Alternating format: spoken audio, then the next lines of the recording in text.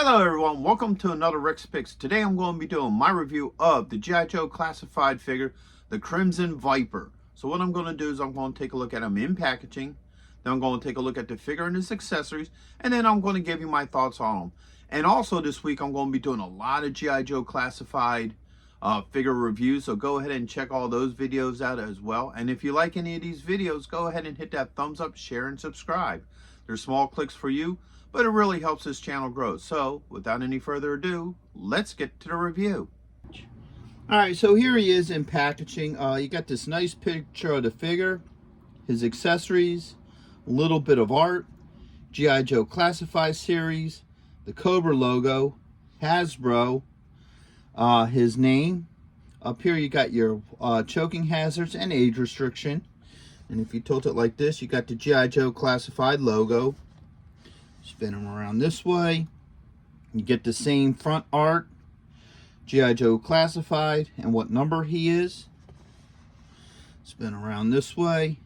You get a good look at the figure, his accessories, some of his details, his stats, name, number, and some of your legal here.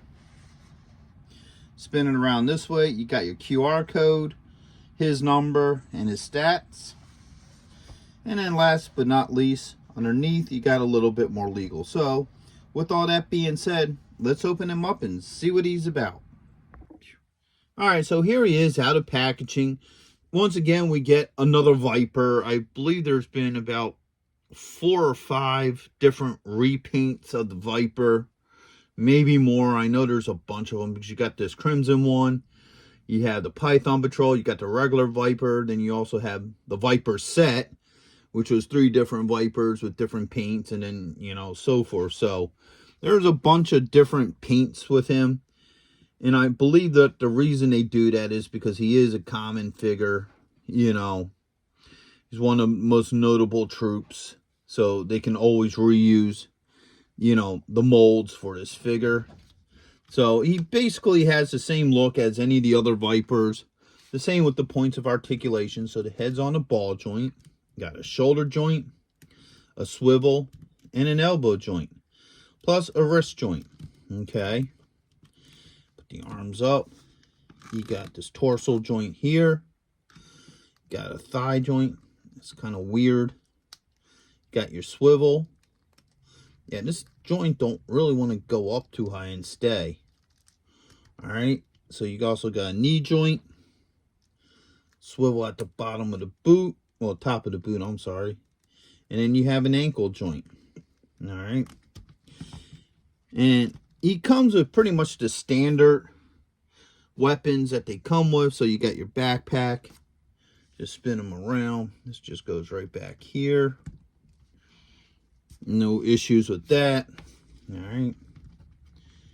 Get him to stay on the stand. Alright. Got his little neckerchief here. That just clips on. You don't even have to take his head off.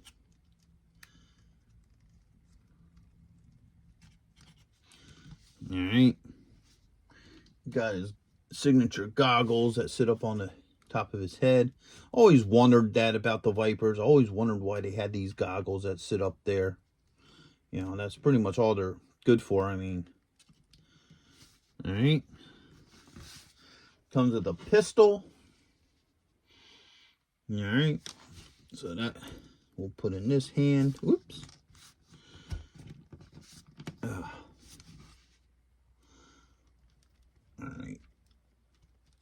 So there goes the pistol. Had no issues putting that in his hand. And that has its little holster here on the side. Let's lift the arm up so you can see it. Alright. And last but not least, he has this rifle here. Alright. We're going to put it in this hand just so we can see how, you know, it would fit. Now, this rifle has always been a pain just because you have this weird angle here. Alright, so it makes it harder to get it into his hand.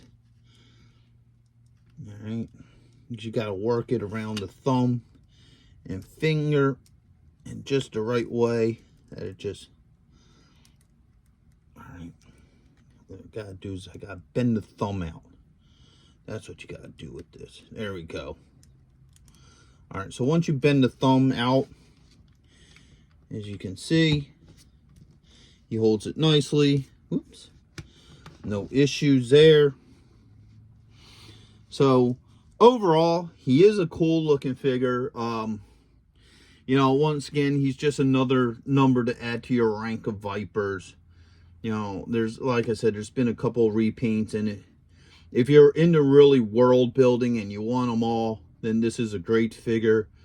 If you're somebody on a budget and you can only afford, you know, so many Joes, he may be a pass for you just because of the factor that he's just a repaint. And if you have the original one, then you have the original one.